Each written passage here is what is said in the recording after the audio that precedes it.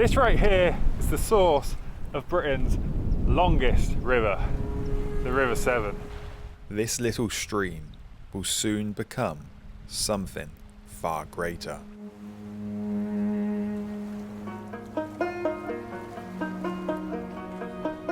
High in the Cambrian mountains of mid-Wales, around 2,000 feet above sea level, the River Severn begins its journey. Quiet, almost unnoticeable at first. Just another stream like thousands of others. Emerging from the peat bog that soaks up the rainwater. Water trickles from the bog to form a small brook. Over 220 miles, winding through mid-Wales, crossing the border into England, and winding its way through the countryside, growing as it goes, fed by rainfall and joined by rivers along the way. It's doing what rivers do best, finding the path of least resistance to the sea. Out of the fog, a wooden marker for the start of the River Severn, surrounded by thick fog and puddles, mark the start of not only my journey, but the River Severn's journey. This area gets a lot of rain. The average rainfall here is nearly 3 times the UK average. The Severn starts its life in peat bog, a sponge-like patch of ground that soaks up all that rain. From 2,000 feet, the river starts making its journey as a narrow brook, a young River Severn moving fast, energetic, and gathering pace, and carving a narrow valley.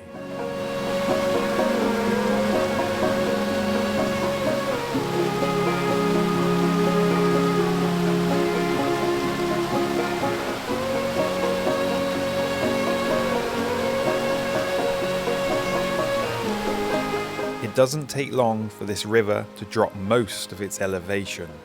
After just 12 miles, the young river settles at around just 500 feet above sea level, after descending 1,500 feet from the source, where it slows down and will take over 200 miles to drop the last 500.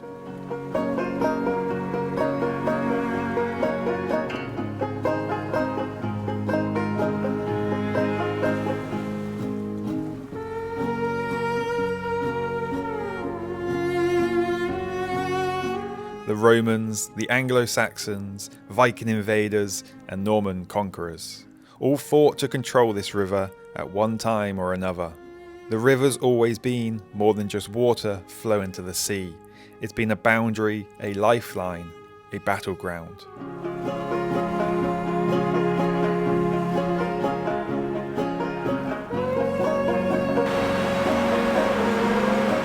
Running right alongside the River Severn, the Montgomery Canal, once a key route for moving goods like limestone, coal and timber.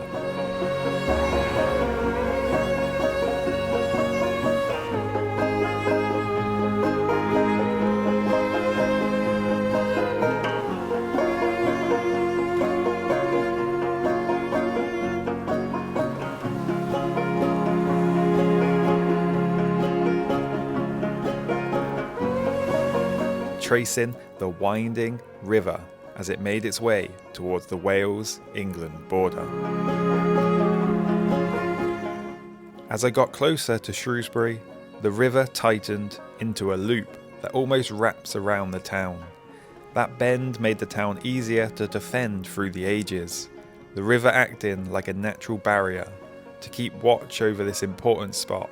Shrewsbury Castle was built by Roger de Montgomery soon after the Norman conquest, around 1067. The castle still stands today, overlooking the river bend that once played a key role in protecting the town.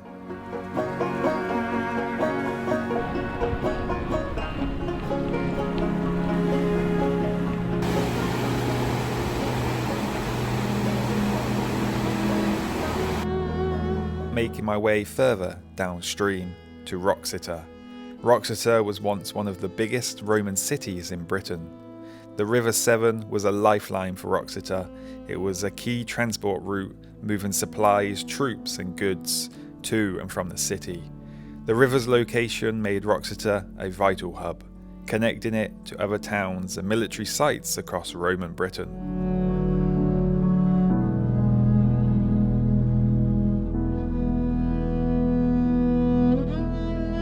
But just about 10 miles downstream, at Ironbridge, there was another story, one that goes way back to the Ice Age. Before the glaciers advanced, the River Severn actually flowed northwards towards the Irish Sea. When ice sheets moved in, they blocked that route, forcing the river to carve out a new path southwards. That's how it's ended up winding its way towards the Bristol Channel instead, shaping the landscape and valleys that would later become home to towns, industry and history along its banks.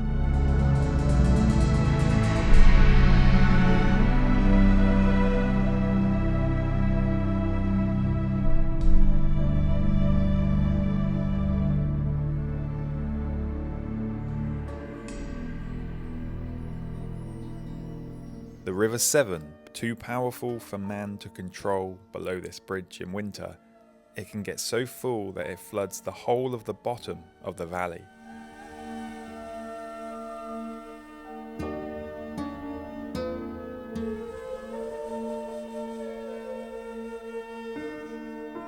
Further downstream, in Boodley, they know this all too well.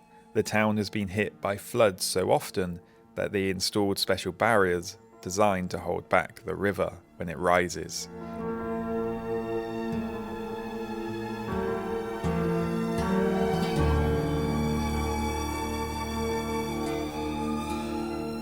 Worcester, the Severn felt almost unnoticed, flowing under the old viaduct and through the middle of the city.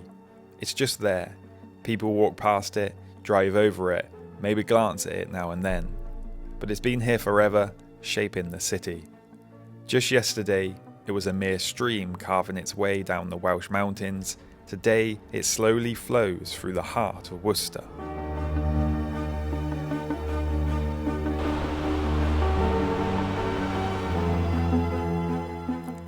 With only 69 miles of the Severn left to go, the river had now dropped almost as low as it would, from about 2,000 feet at its source to around 40 feet above sea level now. The young River Severn I had met at the source felt older now. Tewkesbury, a small town with big history. It sits where the River Avon joins the Severn and where one of the bloodiest battles in English history took place. The Battle of Tewkesbury in 1471, during the Wars of the Roses, a brutal civil war between two rival branches of the royal family, the House of Lancaster and the House of York. The Yorkists won, dealing a massive blow to the Lancasterians. Today, it's half-timbered buildings, narrow streets, and a river nearing the end of its journey to the sea.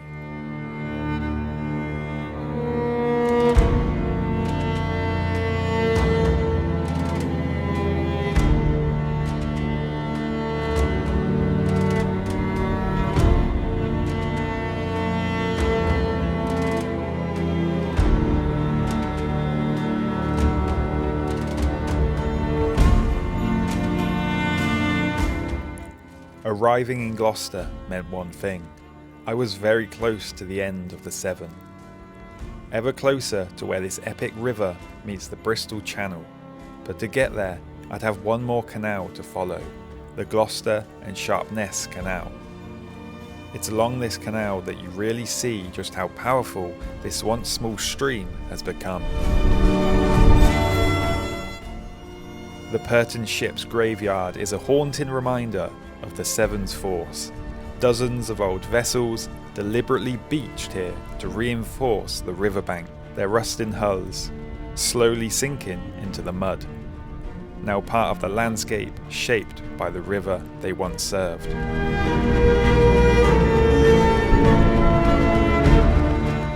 Because you see, this isn't just any river. The Severn dictates everything here. With its massive tidal range, you can't just leave the canal and enter the river unless the Severn say so. It decides when you can pass and when you will wait.